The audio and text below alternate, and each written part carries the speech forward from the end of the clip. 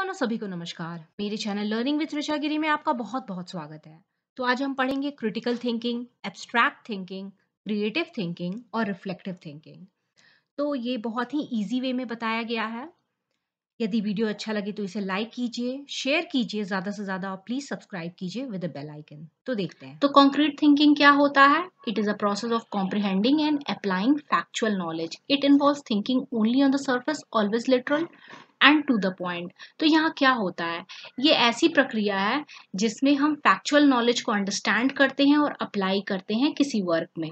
और यहाँ पे डीप थिंकिंग नहीं होती है. थिंकिंग जो होती है सुपरफिशियल होती है, सरफेस लेवल पे होती है और ऑलवेज टू द पॉइंट होती है. तो इसके बाद हम देखते हैं एब्स्ट्रैक्ट थिंकिंग क्या कहलाता है. एब्स्ट्रैक्ट थिंकिंग जो कि जस्ट ऑपोजिट तो कॉन्क्रीट थिंकिंग कहलाता है. जैसे हम कॉन्क्रीट में सुपरफिशियल लेवल पे सोचते हैं, यहाँ पे हम डीपर लेवल पे सोचते हैं और फैक्ट से हम ज़्यादा सोचते हैं. जैसे कोई सिंबॉलिक या हिडन मीनिंग हो तो वो हम सोचते हैं. जैसे अगर एग्जांपल दिया जाए एब्स्ट्रैक्ट थिंकिंग और कॉन्क्रीट थिंकिंग पे, तो एक एग्जांपल हम फ्लैग का दे सकते हैं. अगर कॉन्क्रीट थिंकिंग हम कर रहे हैं तो हम ये फ्लैग को देखेंगे, अच्छा ये सैफरन कलर है, वाइट कलर है, ग्रीन कलर है, बीच में चक्र है. बस हम इतना ही कहेंगे और डिस्क्राइब करेंगे उसे, जो भी सरफेस लेवल पे हमें दिख रहा है, जो भी ऊपरी हमें दिख रहा है. बट अगर हम एब्स्ट्रैक्ट थिंकिंग करेंगे तो हम कहेंगे कि फ्लैग हमारा नेशनल प्राइड है, ये हमारा डिग्निटी है, it's a symbol of peace, it's a symbol of greenery. So ये सारी चीज़ें हम कहेंगे, सिंबॉलिक मीनिंग कहेंगे, हिडन मीनिंग समझने की कोशिश करेंगे एब्स्ट्रैक्ट थिंकिंग में. तो ये हमारा अंतर है एब्स्ट्रैक्ट और कॉन्क्रीट में. क्रिएटिव, जैसा कि हमने पढ़ा है, टैलेंटेड और गिफ्टेड चाइल्ड में क्रिएटिविटी क्या होता है? कुछ इनोवेटिव सोचना, किसी पुरानी चीज़ों को, तोड़ फोड़ी हुई चीज़ों को एक अच्छे से क्रिएटिव सोच से उसे एक नयापन देना, वही क्रिएटिविटी है.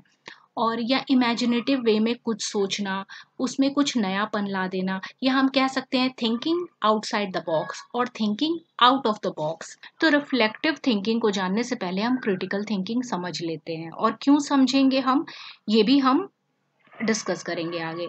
तो क्रिटिकल थिंकिंग क्या होता है? इसमें wide range of thinking skills होता है, और ये इसलिए होता है ताकि एक डिज़ायरेबल आउटकम तक पहुंचाए, एक डिज़ायरेबल रिजल्ट तक पहुंचाए.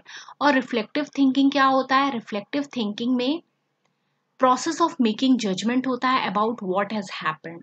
तो ये शायद हम नहीं समझ पा रहे हैं, मैं समझाने की कोशिश करती हूँ. Reflective thinking is a part of critical thinking. अगर हम क्रिटिकल थिंकिंग को स्टेप वाइज देखें तो क्रिटिकल थिंकिंग में हम सबसे पहले क्या करेंगे? प्रॉब्लम जानेंगे, क्या क्या प्रॉब्लम है. नोइंग द प्रॉब्लम पहला स्टेप होगा. दूसरा क्या होगा? एनालाइजिंग द प्रॉब्लम, प्रॉब्लम को हम एनालाइज करेंगे. तीसरा स्टेप होगा कि हम फिर इम्प्लीमेंट करेंगे और इवेलुएट करेंगे, कि इम्प्लीमेंट करेंगे फिर इवेलुएट करेंगे. तो यहाँ चारों स्टेप में जो दूसरा स्टेप था एनालाइजिंग द प्रॉब्लम, मतलब हम प्रॉब्लम को समझने की कोशिश करेंगे कि इसका क्या कारण है, क्या स्टेप्स हम उठाएं जिससे ये प्रॉब्लम सॉल्व हो, क्या हमारा कोई एक्सपीरियंस है प्रायर जिससे ये प्रॉब्लम सॉल्व हो.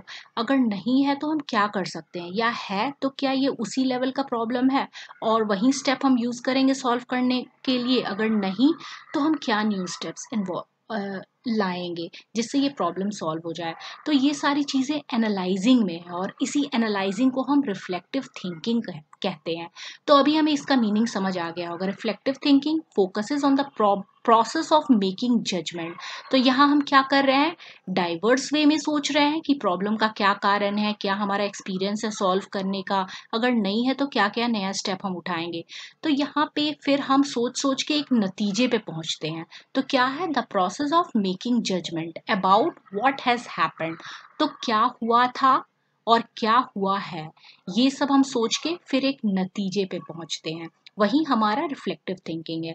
और reflective thinking generally critical problem solving method में होता है या कॉम्प्लेक्स प्रॉब्लम सॉल्विंग मेथड में होता है. तो यही रिफ्लेक्टिव थिंकिंग हुआ.